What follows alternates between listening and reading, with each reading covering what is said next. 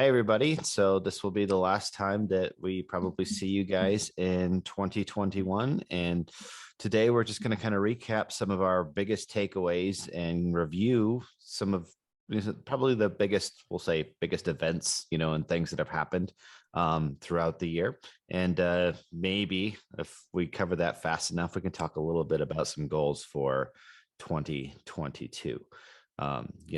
I'll start off by saying one thing I didn't think that was going to happen on this video was me being thankful that the facility didn't burn down. That's that was slightly stressful last night. So those of you guys, the context there is that there were some like grass fires in Boulder County, and basically you had one on the south side of the headquarters and one on the north side of the headquarters. Or like, I think that right now they're estimating like 600 homes burned and stuff like that. But man, like we got super lucky, as of this morning, I think it was like 1,000 homes that already been taken out. Yeah. So I feel for everybody that, got impacted, but I'm also very grateful that it just narrowly missed us. So no severe tragedies in 2021, and we beat it by a day. Right, there's always tomorrow. by one day. I'll let you guys go ahead and start with, we can just kind of roll through like one thing that you thought was significant in 2021 that kind of either changed your thought process or it's just a good learning experience going into 22. So let's go with you, Cody. Yeah, I think for me, just being able to get back into doing practicals more regularly and working through, changing the setup and things for multiple bodies, not always trying to have to go from 0 to 100%, like within that 30 seconds that you're trying to, get them to improve that exercise. Just find your big rock, start there, and then, walk away, let them practice that before coming back and trying to give them anything else. Yeah, I think 2021 was definitely a year that it's not the first year that we talked about like, setup being the most important thing, but it's definitely been the year where I think we've had the most evidence of how big of a difference it makes of like, hey, just nail that. And then, the cues that you need are just so small, right? Just because we've been able to have hands-on so much more this year now having the HQ. But I think also the fact that we've added so many new movements and new positions that we just have that much more evidence now to show that like, hey, once we get this set up, once we get that part of this exercise really fine-tuned, then it's just everything is downhill from there. And that's, I think that's just something that we can't reiterate enough for people that are learning this stuff or people that are applying it to their clients. It's like, look, put 90% of your effort into getting that setup done. And then then 10% will be more than enough to do any final cues or, whatnot after the fact. Mm-hmm. Right. How about you, Adam? I'm going to piggyback on that too, Cody, because that was probably my largest, my most profound, being in the business and doing this for so long. And even coming from working with some athletes in performance, you would have people and clients and athletes kind of come into the gym or work with somebody and they would say, my elbow, my shoulder, my hip, my back, there's something wrong. And even as a young coach or even somebody that has lots of years, you immediately in your head going, uh-oh, what's wrong? What am I going to have to deal with here? How am I going to work around this thing? And my thought process is not that. It goes to like the setup and going, you know what? I don't really think there's as much wrong with your elbow, shoulder, hip, low back as you think. Let me see you set this thing up correctly and let's attack it that. So instead of like when I was younger, you're like, oh my goodness, I would get so nervous because you're like, oh, his shoulder's probably really bad and we're not going to be able to press or do some things. I'm like, let me see it again. Because I don't think the shoulder is as bad or elbow is as bad as you say. Let's get this done again. And maybe we're just doing this wrong, and learn to set this thing up for yourself. And like I say, set up, Kassem, because you said that, but that's the biggest thing too. Even when something very complicated, when it comes like all the issues, like, my elbow is dying, my elbow, oh my God. All right, set it up correctly. Let me see you do it and let's work with it. I don't know necessarily if your elbow is as bad as you think it is. And I see that too, even with the big three and the big lifts. Oh, my hip is so bad. You're like, well, it's because you've been doing it that way for many, many years and tons of reps over and over again. Let's like the subtle little changes to give them a little bit more advantage, I guess, or not, that's not the word I'm working there for, but I see that in the big three too, specifically with just the setup and some, working around injuries and things that have really hurt them for so long. Something as simple as the setup, very small things, not as bad as you think. Even in the tricep press down, not as bad as you think. Awesome. So I think one for me, and obviously you guys know it because this is the first year that I really started emphasizing this as a teaching point, is the fact that we have to do a lot of work making sure that the things that we teach don't become like point of neuroticisms for people, right? And that they don't forget all of the other things that are important. And so the fact that we need to bring in a lot of elements into our education at the very beginning, so that even though if like, okay, we're here to learn about biomechanics, but while learning about biomechanics, we need to stress the point that, you also need to remember all of the other things that are important and not just be like, okay, so biomechanics is the thing that I'm learning now. It's so important. Everything else goes to the wayside. And that's where, we've been teaching this segment in the course now called the principle of thresholds. And the fact that we've had so many people walk away with that being the like one of the most valuable experiences of the weekend for them lets me know how little perspective people have on the fact that like all of these things like compound on each other, and that like you have to be good enough at everything, right? Like it's not just doing the exercise properly, it's also using enough load, it's also doing enough effort, it's also doing enough volume, it's also all of the you have to have all of that stuff. And the fact that people don't understand how important it is to have a baseline of all of those things before being perfect in anything else, I think is huge. And I think that's probably why so many people end up bouncing around between the things that they focus on, because probably what they're doing is they're focusing on, one thing and neglecting the others. And then they switch to focusing on another thing because they think like, well, okay, the last thing that I was focusing on, that didn't solve all of my problems. So I'm just going to ditch that thing and move to a completely different thing, and not realizing what you actually needed to do is you need to do all of the things good enough before you worried about focusing on any of those things to an extreme nuance level. And I think it's been valuable for me to be able to teach that and try and figure out ways to communicate that.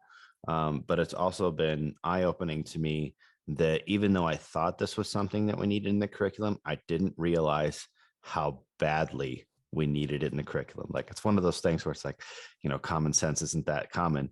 And I think a lot of that has to do with the way that the way the algorithms work, the way marketing works, or whatever is that it behooves you as an educator or as a professional to advertise a specific niche or a specific thing. Like, I'm the volume guy, or I'm the biomechanics guy, or whatever, right? I'm the intensity guy, right? And so then people automatically associate that, because you talk about that's the important thing and the other things aren't as important. And really what we're trying to push our curriculum to is like, well, all of these things are important, but we can only teach you the depth of one, at a time. And also like, you can't apply the most optimal circumstances of every variable to every individual. Some people can train more times a week than other people. Some people have access to different equipment. Some people can handle more load, more effort, whatever. Some people you work with in person, some people you work with online. Some people have limits in their recovery because, they're shift workers, et cetera. Like going through all these things and giving people the perspective of, wow, like I need to have all of the tools in my toolbox if I really want to do a good job. I don't need to just pick out my favorite tool and just shine it every day, because I'm just like, you're just going to build shitty houses. If that's what you do, if you just use only your favorite tool to build the house, you're going to build shitty houses. But if you have good enough tools and you got a toolbox full of them, you'll always be able to build good houses. I mean, if that metaphor carries over, right? All right, let's do another round.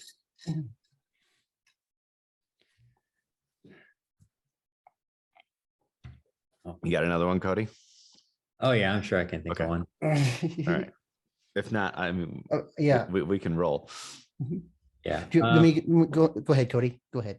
Oh, I was gonna say, I mean, when it comes to, I mean, back to the setup, but even when we start talking about like the newer exercises, is when with the level of specificity, it's like, yes, it matters, but in a training context, it's like if the difference is like 2 degrees of your arm path or whatever, again, you don't need to like be neurotic over that. It's like you're still hitting the tissue. None of this is like isolation to one particular tissue. It's using all of it. We're just talking about like degrees of bias.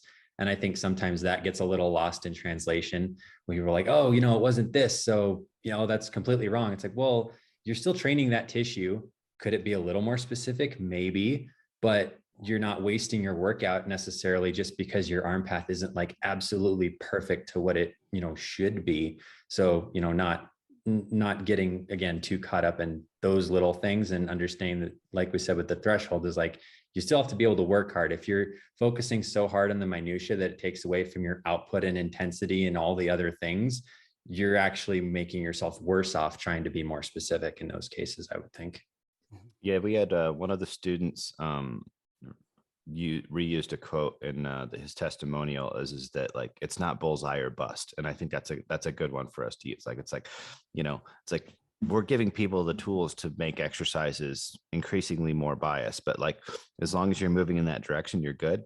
But it's not like, well, if I didn't do it absolutely perfect, that I didn't get any bias, or it was zero that muscle, right? And then that's what's really, like the lat debacle is a perfect thing, whereas it's like, it's just the semantics provide so much of an opportunity for people to, oh, he said it's an isolated exercise, there's no such thing as true muscle isolation or whatever. And I'm like, okay, like, yeah, we can say that that's semantically that's correct, but who's really thinks that's what's like that's what that person was talking about, right? And so we see so many people like attacking other people over basically saying like, well, he said this word, and if I'm being pedantic, then I can extrapolate that to this meaning that, like, literally everybody knows that's not what this person meant.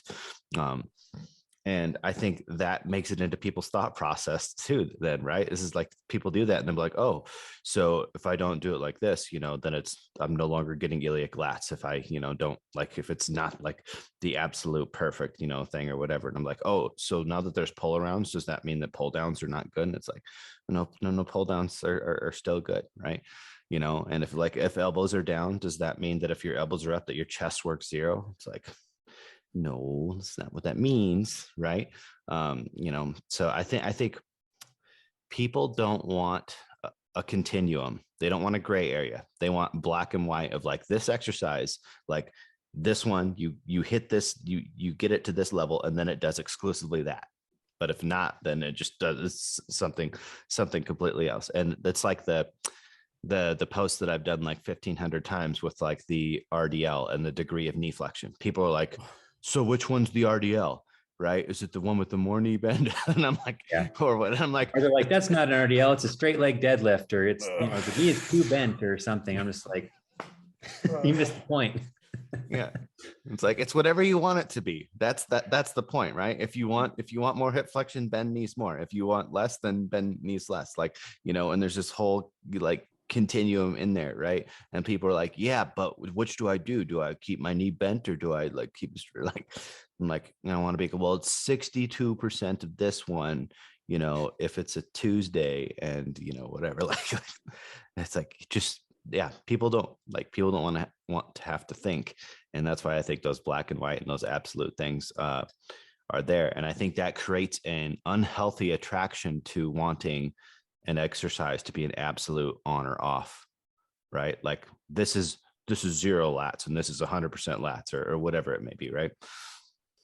Yep. And I even noticed that, just looking at our posts, like which ones do well, like the ones that don't do well are the ones that give you degrees of interpretation, and the ones that are like, this is this, this is this, this is this, like comments, likes, whatever. And I'm just like, that this other one had way more valuable information for you, but Yep. you had to think a little bit. That is a big challenge, right? We'll say the more absolutist you are, right, in your content, it definitely tends to do better. And that's why like the fitfluencer content of like, you know, the X in check, or this exercise sucks, or this is not this, or like, here's this is you know, stop doing this mistake or whatever. Like those things do really, really well. And so those behaviors are being rewarded and being seen. But I don't think, I mean, I don't know. That's why we're moving more towards the YouTube platform, because hopefully maybe like people are going to go there with the, you know, the mindset of being open to a little bit more nuance, because it encourages a little bit more long form material. But yeah, that's a battle of ethics versus the algorithms, and the reward that those algorithms give you for, you know, throwing out the nuance, right? And yeah, that's it.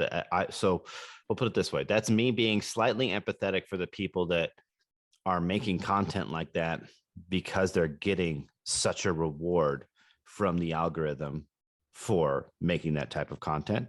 Well, and it's not just the algorithm, it's also all of you guys that like click and like those things. And then when you see a post with a long caption, you just keep going, right? So, you know, you as a population of, you know, fitness enthusiasts, students, et cetera, have to also take some accountability for that. But also, I mean, yeah, that's why we have a course, right? So it's like, you know, we don't expect people to become fitness experts from Instagram content, right? So I guess what should be our expectation of how nuanced that content should be?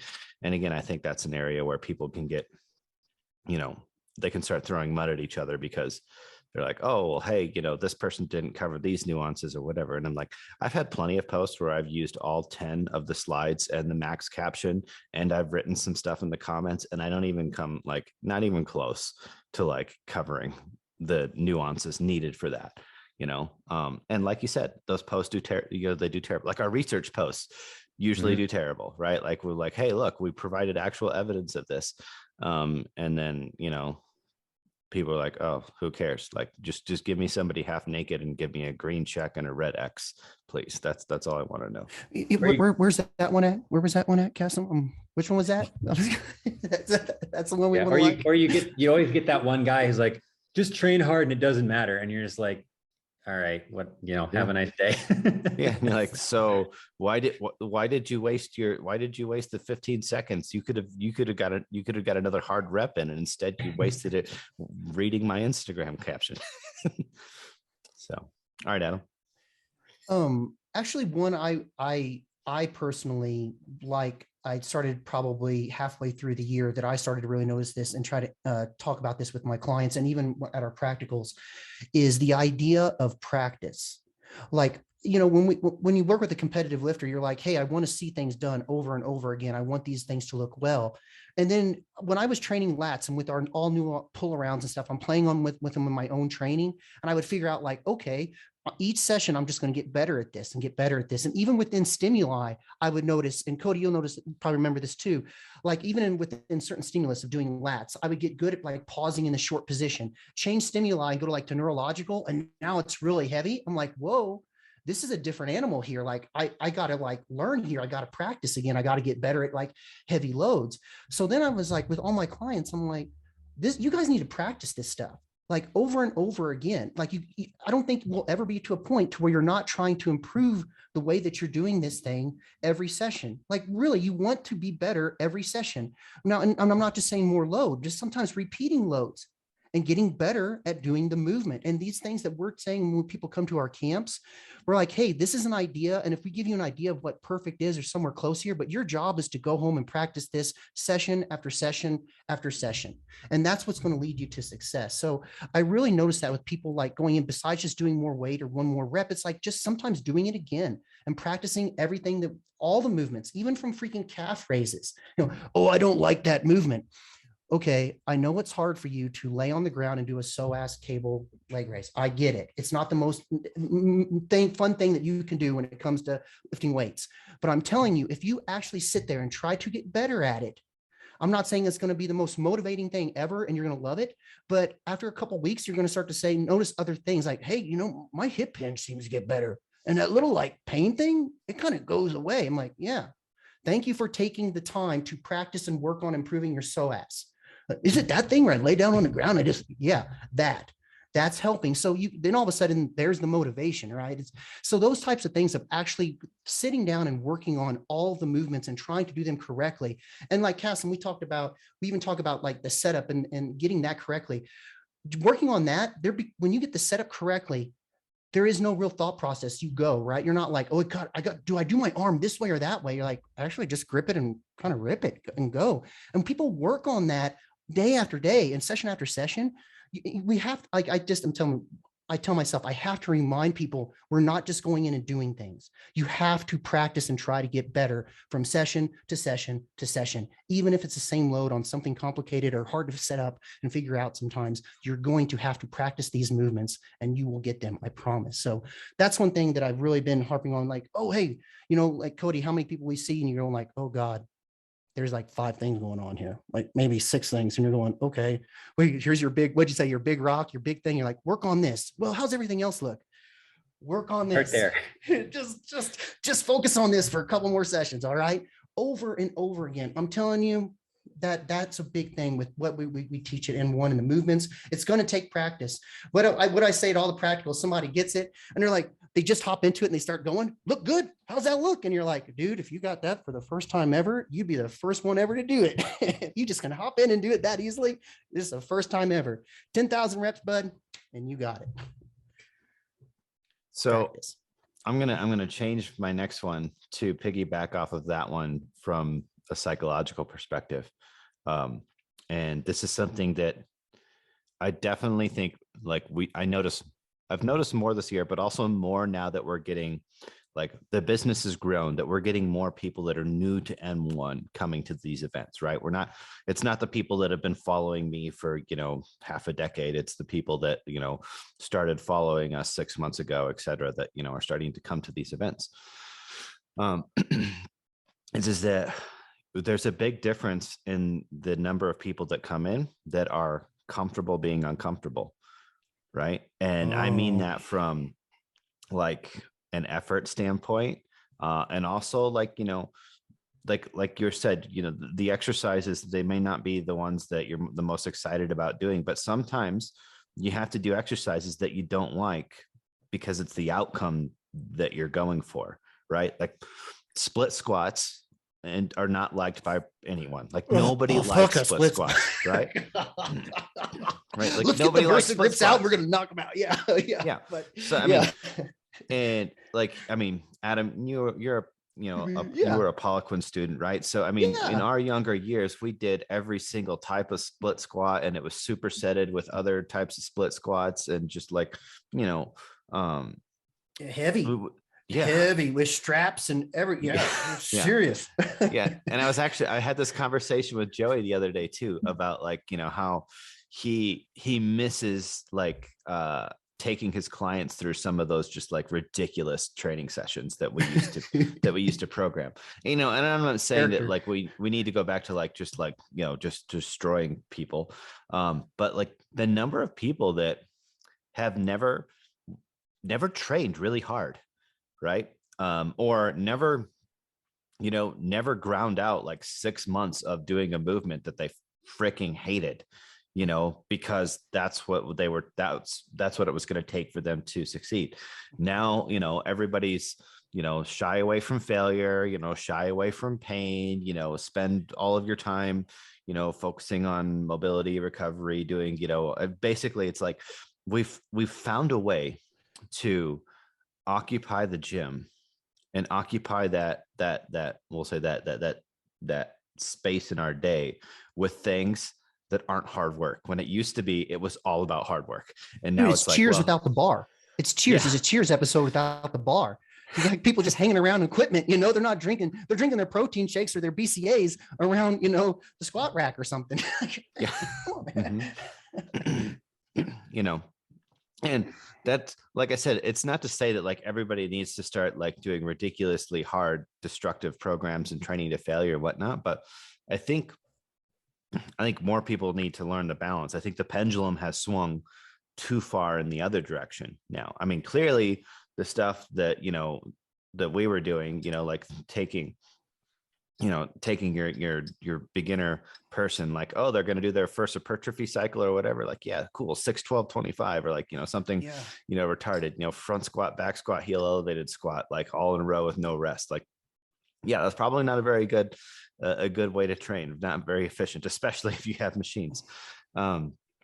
But I do believe that we need to like get people to come back in the middle of like, look, you need to be comfortable doing exercises that you don't enjoy. You need to be comfortable having, creating habits that aren't the things that you want to do on the day, right? And you need to be comfortable pushing yourself. Like, I'm a prime example of that when it comes to nutrition. Like, I hate being hungry, right? I hate how it affects my focus, my work. It's like I can feel the IQ points drop down when it like when I'm in a deficit. And then it just makes me so angry. Like, I would have got this done like 10% faster if I would have fucking had that cookie or whatever it may be, right?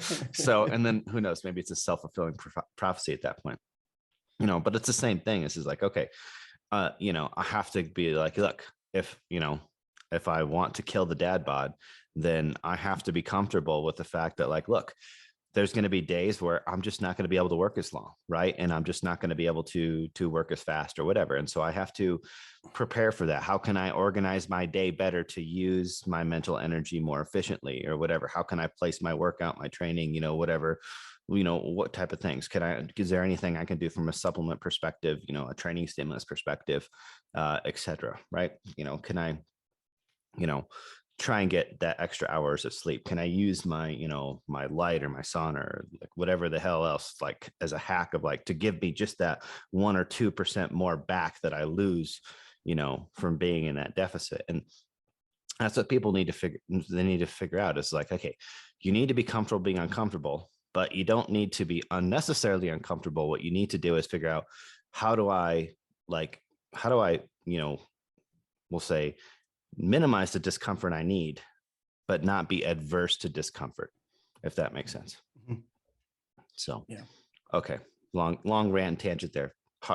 Harden the F up, people. That's the message there, right? I mean, serious. I mean, this industry, like this industry is basically, I mean, a big part of it is it's character building, and it's like they call it working out. Like the first word in there is called work, right? And I think for like the last few years, people have been trying to find out how to take the work part out of the working out segment, right? They're trying to get it closer to going out than working out, right? Hanging out, going out, So, do you got another one, Cody? Yeah. So I think one of the bigger changes I made this year was how I answer questions in different situations. Like, I don't always need to give the full long answer. Sometimes a short answer is appropriate.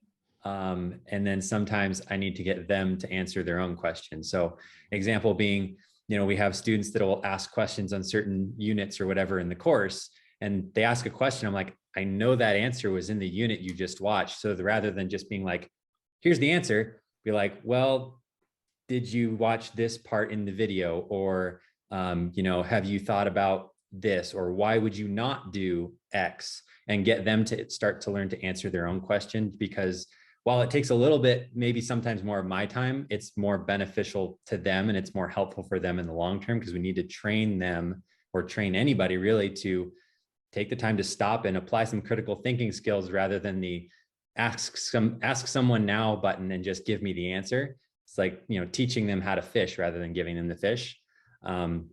And then other times you just, Instagram is a perfect example. You have someone ask a question and you're like, well, the question is flawed, so I can't even answer it for you. There's a whole bunch of other information you need to know first. So then it's like trying to send them to like, all right, well, you need to look a little more into this first, and that might help you out, type of thing. So like guiding them around rather than just, either ignoring them or, trying to give them a generalized answer that isn't going to be correct in all situations, that they're then going to, take as gospel. And that's not really helpful to them either.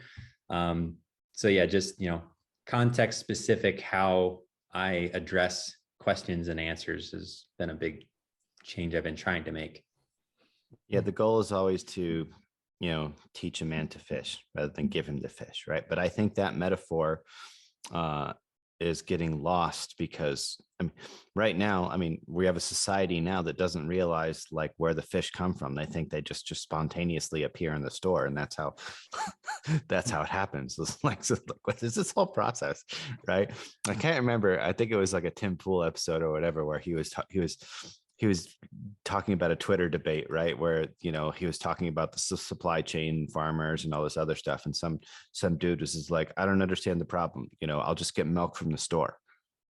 And the guy's like, well, how could it be? It's like, well, it's just the milk. You just get milk at the store.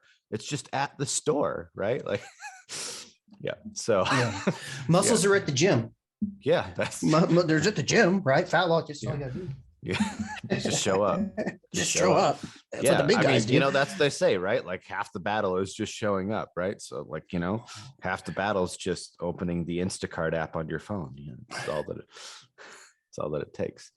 So, yeah, I think, and I really like when the people asking those questions, especially like students in the courses, when they realize that. Right. Sometimes it takes like 2 or 3 days of us going through that process for them to be like, okay, if I ask that, he's going to then just ask me this question right back. Yep. That doesn't stop some people. Some people just keep asking those questions, through the whole time. Right. Yeah. So, but yeah, nothing is more valuable to somebody than actually giving them the ability to solve problems on their own rather than solving the problem, for them. Like, because the value difference there is so huge, right?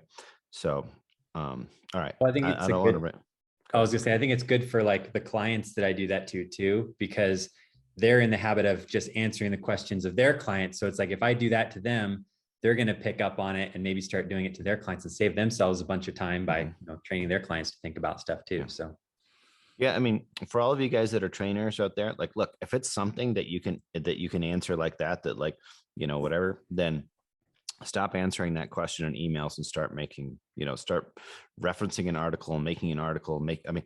That should be the thing, right? It's like, hey, I have 2 things. I either help people with, the thinking and finding the solution, or I provide them with the resources that they would then need to do that, right? Rather than just like, regurgitating the same things over and over time, right? So pro business tip right there. If you're in the habit of just like, if there are questions that you can just provide that, like, here's just the, the direct answer and it doesn't take, a lot of context or whatever, stop answering those questions and start providing those as resources, right? And then when people have questions, contextually or nuanced about those resources, then help them with the thought process. Yeah, cool. That's why we have so many articles and videos on the training site, because we get so many questions on certain topics or subjects. Now I can just reply with a link. They're like, here you go, read it.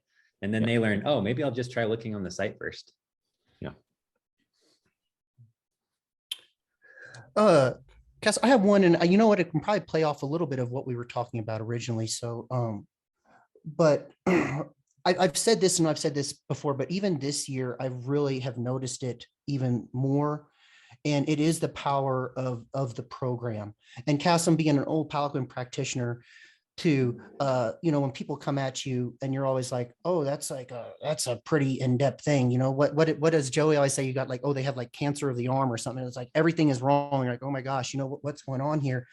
But when you're working with people, is to making sure when you're lining up trainability and figuring out what their program. So a client comes to you and they say, I've been wanting to train, I'm trying to gain a bunch of muscle. Oh, okay. So you're here for help with, I can't gain any muscle. Well, what have you been doing? Well, for the past 1.5 years, I've been eating in a surplus and trying to train for hypertrophy. Like, oh, okay. And I have all these things going on in my gut and like watery stool and blah, blah, blah. And you're like, okay, like what, real simple. Like maybe we getting on a proper training program. Like maybe we shouldn't be trying to push for hypertrophy, like really complex things. And once you start to get like, let me try to see if I can get this guy on what's trainable in this guy and what's with the nutrition, lining that up. I know we say that over and over again, but even this year, like not going automatically into like really hardcore supplement protocols, sometimes like reviewing even my own programs I've written for them. I'm like, this is kind of sounding like an overtraining thing here. Let me look at the workout program itself. And we're saying, hey, going into next week, let's dial back some sets here. All right. You know what? Cut some sets to failure here for me. Or,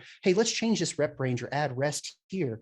And literally the next week, all of a sudden, something that is really complicated, Kassem, even something as simple as complicated as like watery stools, like what? Oh, goodness, you're like, hey, like I took it a little bit, I still had my sense of failure, but I didn't do all the volume and everything. And I cut these back. I took an extra rest day, like my stool was better. Like, crazy, right? So just the power of the program this year, I've really been noticing. So when I start to see things going wrong, I kind of like, okay, look at everything, look at the program itself and the nutrition, or is that where we need to be right away? I really like to look at that stuff. And I just really noticed that the power of the program this year is something that I was really reviewing and kind of harping on this year, making sure that that is correct for a lot of complicated things going on.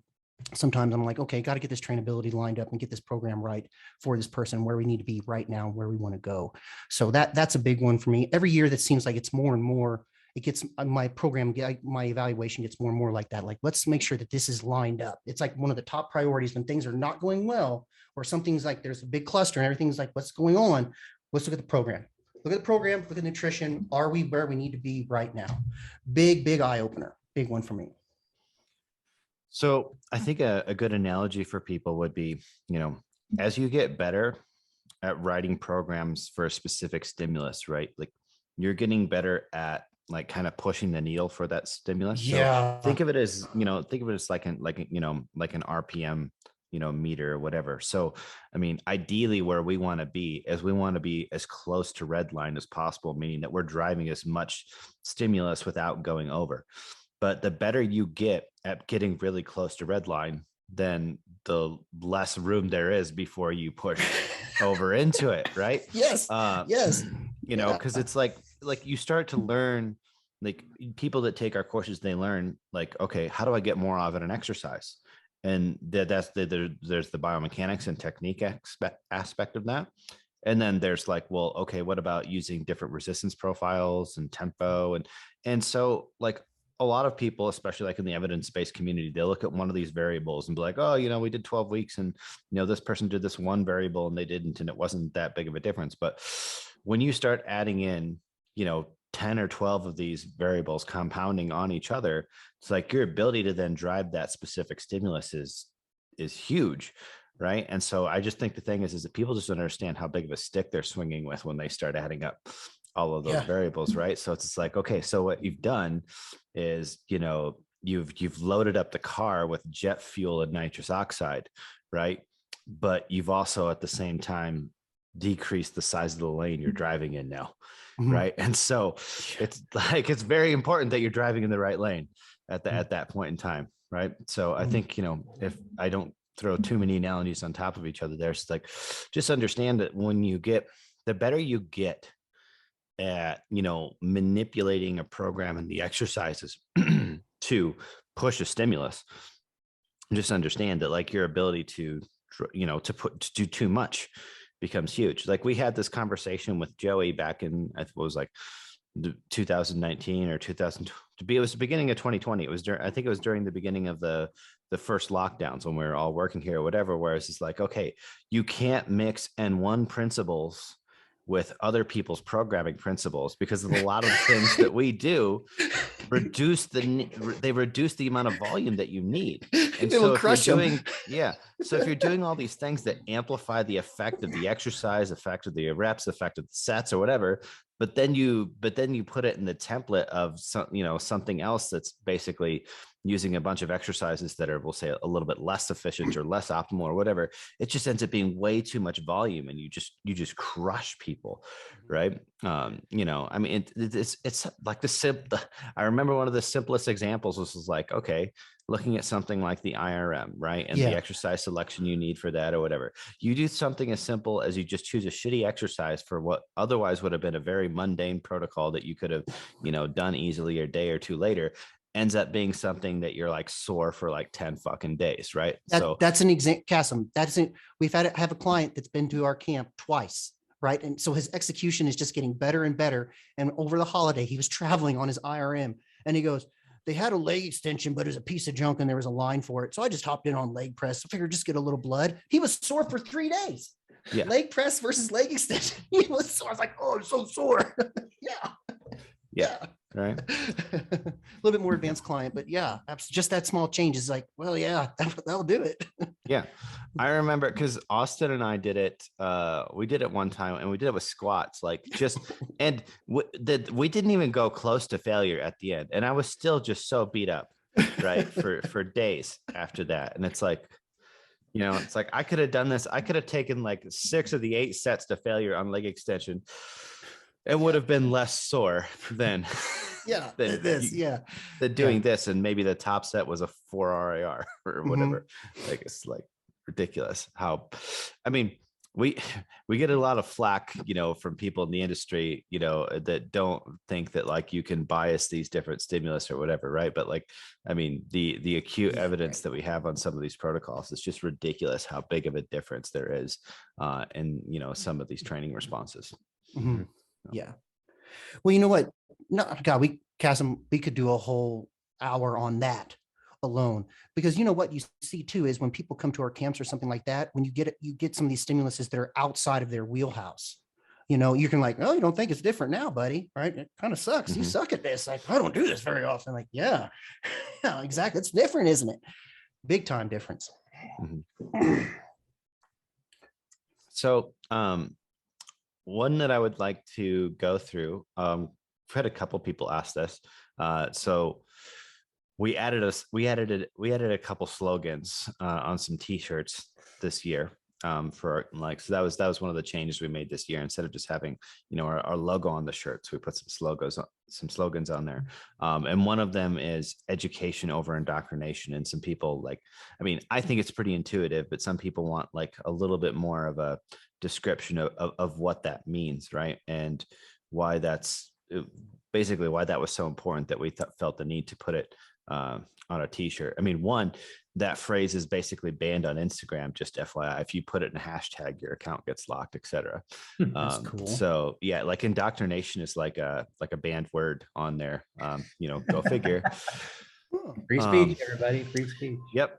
Yeah. Not for that one. So, not for that one. Not for that one. All right. So the base principle for there is that like, and this isn't just our industry. This is basically like, information in general right now is more people just want you to drink their Kool-Aid rather than wanting you to understand what the Kool-Aid's made of and whether or not it would be good for you or how you would adjust it, for yourself. And, it's very easy for, people that only follow us on social media and they don't do any of the course content. They're not a member of the site. They don't come to a practical or whatever to see how we deliver that information and how we present it in the way of like, look, we're going to teach you principles and we're going to teach you mechanics and, physiology and stuff like that. And then we're essentially going to let you know what you can do with those tools without telling you have to train a person this way. You have to do this exercise or whatnot.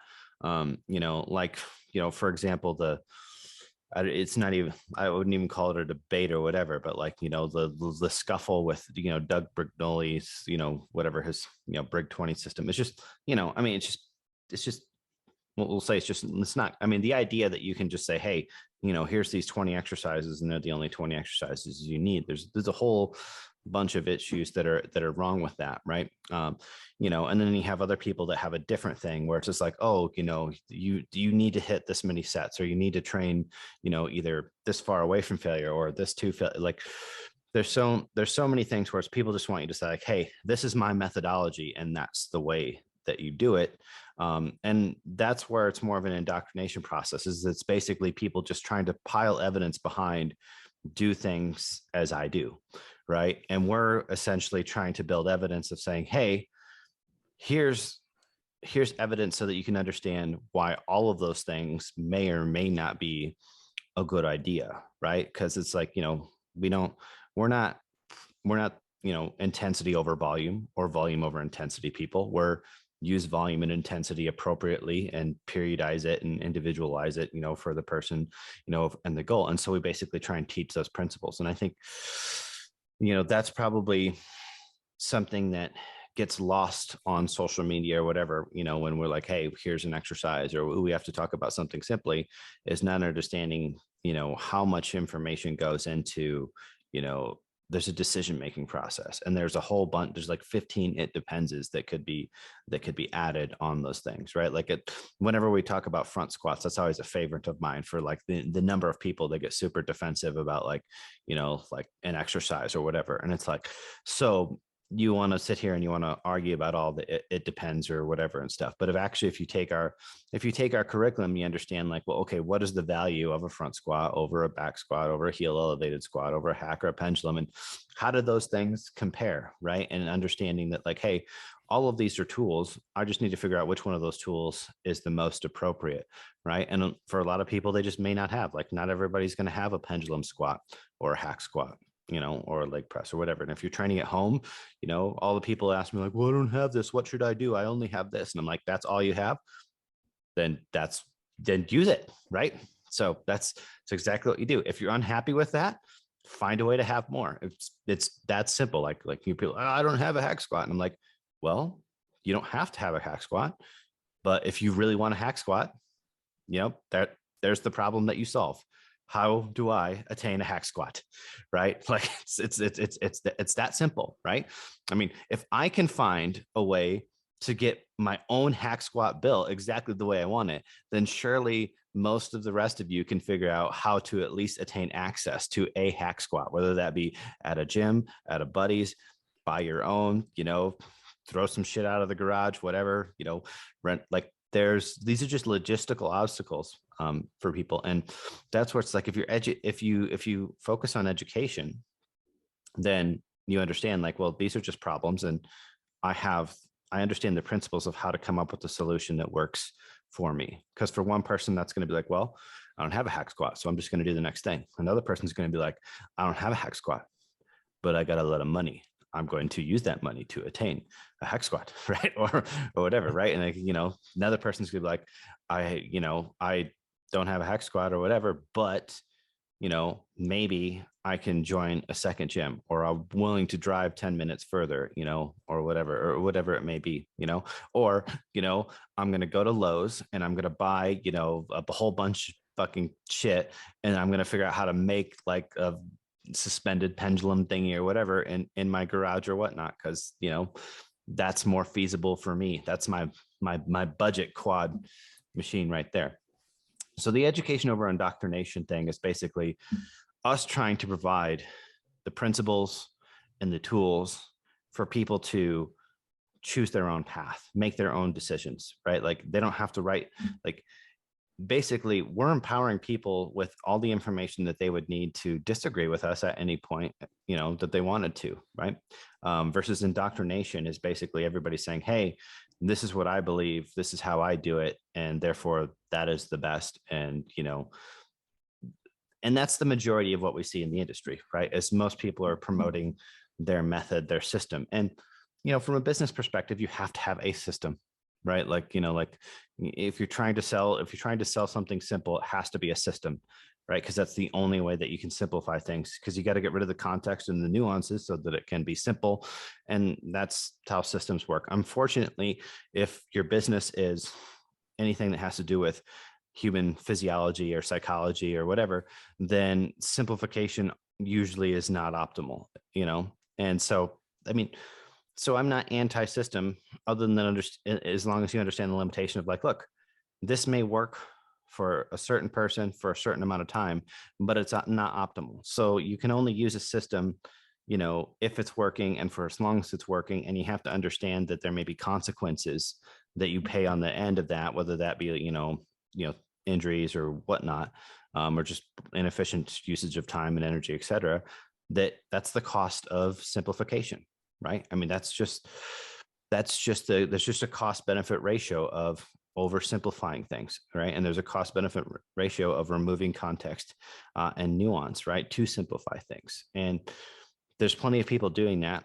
And we're choosing to take a different approach. It doesn't mean that our approach is, always the best option for somebody, because somebody may need the simpler option may be the better for them at that time. Right. But rather than, jumping and swimming in the pool that everybody else is in, it's like, why don't we provide them the alternative for the person that is willing to take a little bit more time, invest a little bit more thought, right? And let's provide that level of education to empower those people to be able to lead the systems, right? And, do things as an N of one. Yeah, I mean, there's definitely a significant trade-off between principles-based versus, barrier to entry or learning curve, I guess you might say, right? The more principles-based, the more versatile and more tools you technically have, but there's a much steeper learning curve. It's going to require a lot more mental effort on, the student's part, if you will. But once they start to, get in the groove, they're going to far surpass their ability to, problem solve anyone who is in a purely, systematized based, program or education course, whatever you have. And I mean, we see that with our students. It's like some people, they pick it up a little bit quicker. Some people, they have, more questions to start. And then once they start to get it, it's like, okay, now they're off and running on their own. But it's not, here's your checklist, here's your templates that you can use for every single client and just print them off and go. And that's, one of the questions sometimes we'll get is like, well, are there, workout templates that I can use? And it's like, well, we kind of intentionally don't give that because we walk through the process of how to write it in the course, because you need to take the time to practice it yourself so you'll get it, rather than just, oh, where's that one template I used for this program? And then you really don't, learn the tools of how to manipulate it when you need to, like we actually get into in the third course of like how and when to manipulate things. That's not, it's going to be hard to do that if you've only been working off of, little templates the whole time. Yeah. I think, we're at a point where, and this is, what we're trying to do is that in terms of the system-based, stuff that people, do or whatever, the templates that people work with and whatnot, is we're getting close to the point where, we can use technology to do a better job of that than most coaches are. And we can, you can do it faster and on a bigger scale. And so, I mean, if you're a coach, that's why it's going to be so important for you to work on upping your game and being able to answer and solve the problems for your clients that are outside of the cookie cutter stuff or outside of like that super simplistic stuff, because it's just a matter of time before there's an app that does it better and faster, right? And doesn't need to sleep, right? Doesn't need to train, doesn't have a family or, et cetera. Cody's laughing because it's like, you're talking about me, aren't you? The C1000. Yeah. So, I mean, the value of coaching is going to become, and I think this is a good thing, is I think technology is going to make doing things more technical easier for an entry-level coach, right? But that means that a larger part of what's going to start separating coaches from other coaches is actually going to be more of the personal aspect, right? And, as a coach, if you think being a coach is you're a spreadsheet deliverer, right? Well, then you're no better than an app at that point in time, right? I mean, you're just essentially a very, very slow version of an app at that point in time. Like I can write an algorithm that will probably outperform you very, very easily, right? But if you're a coach and what you are is you're a problem solver, that's where you then really provide people value, right? So, and there's nothing wrong with, because there are some people that's just what they want. They just want the program. Like that's the level of investment that they're willing to make, and also the level of control they're willing to give, because they want to be their own problem solver. They just want to be like, hey, tell me what to do. I'm going to follow it. If something doesn't work, I'll make my own solutions or whatever or whatnot. I mean, cool, right? That's fine, because that's somebody that maybe wants to invest, a very small amount of money and just having a little bit of guidance for accountability or whatever. It's like they just want to have a plan. By all means, there's a business for that. Just understand as a coach that you're going to be competing with technology to deliver that service, right? Versus, if you want to be a high ticket coach, and really be a difference maker, in people's lives, then you need to be a good problem solver for those people, right? So it's not just like, okay, well, here's a program, here's how the system works. This is how our periodization plan. So if you do 12 weeks of our system, it's this and this and this and this. It's more like, okay, of all of the systems out there, whatever, what type of thing would suit you, and how would you know, and how do you progress and individualize that for yourself? Those are the problems to solve. And I think those are the things that a good coach is going to be offering that will set them apart in the future. All right, we're coming up on an hour. Does anybody have another one that they really, really want to cover? No? I think I'm good. Okay. Good. All right. So our wrap up then, for the year, like those of you guys that, are new to following us or whatnot. I mean, it's been an interesting 2021. We've had a lot of challenges that were, we'll say, things that we hadn't faced in the past in terms of opening the HQ and, dealing with everything from, supply chain issues to, policy issues and just all sorts of crap opening up the facility. And then also having to worry about those things, from a business perspective, and like, how do we get people here? Like obviously, like our practicals are hands-on events, right? And how do we get people to come back to the real world where they don't, people don't have to be scared of the air and scared of each other and all that stuff. So combating all of the misinformation out there that basically has made people very, we'll say hesitant or fearful of doing the things that, basically we used to do on a day-to-day basis. Like an average trainer used to spend 30 40 hours in the gym a week, close to all these people or whatever, right? And now you got people that want to live in a plexiglass container instead. And I think that's really bad for the fitness industry. And I think it's also really bad for it's bad for people's health and stuff as well, but I think there's a lot, like from an education standpoint, from a practice, from a professional development standpoint. I mean, this has been a big place of stagnation for a lot of people in terms of developing as coaches and trainers. I mean, it has given some people an excuse to sign up for something because they're spending more time staying at home.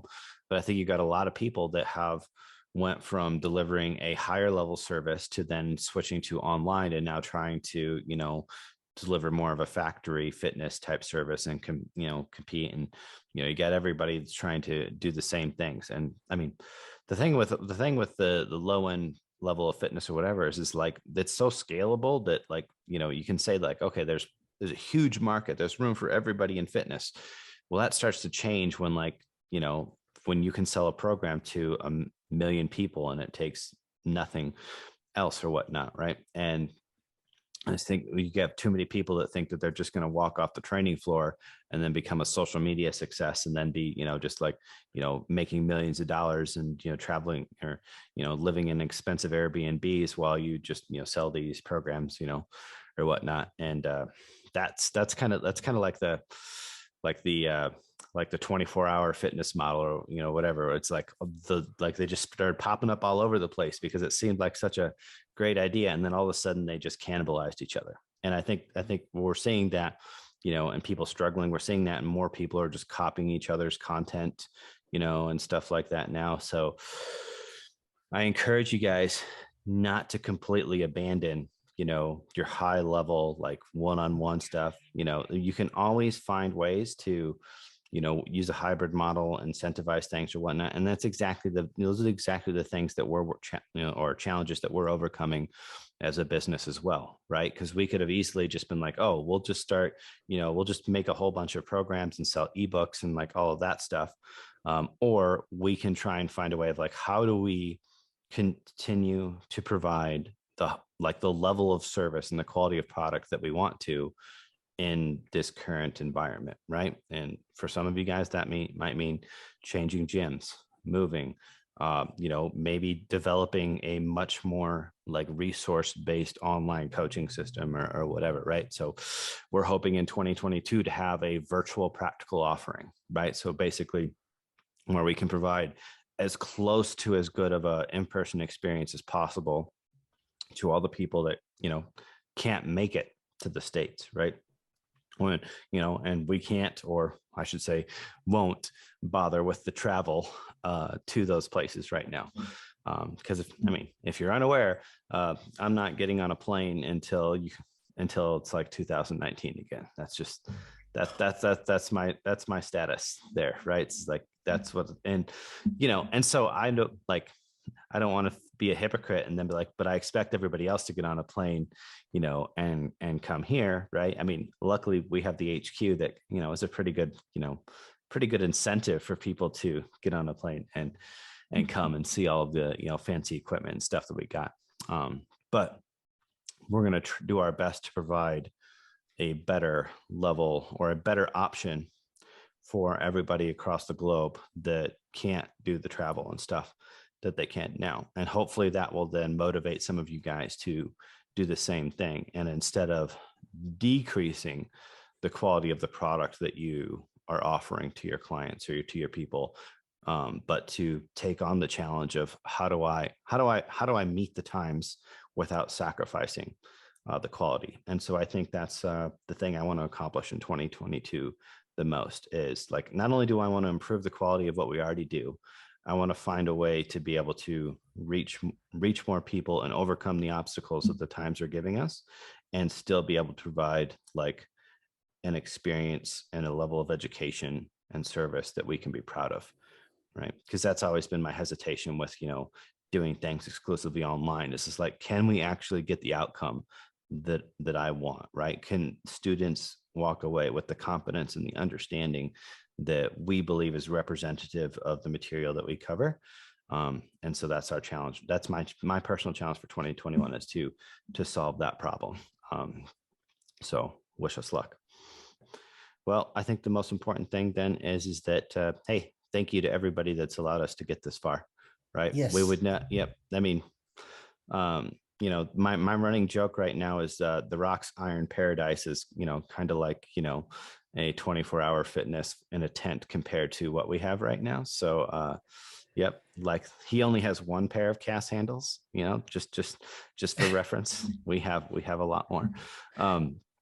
So, and none of that would be possible, right? We wouldn't be able to be doing, we wouldn't have the lab equipment. We wouldn't be able to do the research. We wouldn't have, we wouldn't be able to have the relationships that we have with the equipment manufacturers to be able to consult and get these innovations done. And, we wouldn't be able to change the industry the way we are now if it wasn't for your guys' support. So, when you sign up for a membership, or when you sign up for a course, yeah, you're getting the education from that. You're getting the programs and the access to the resources and all of that.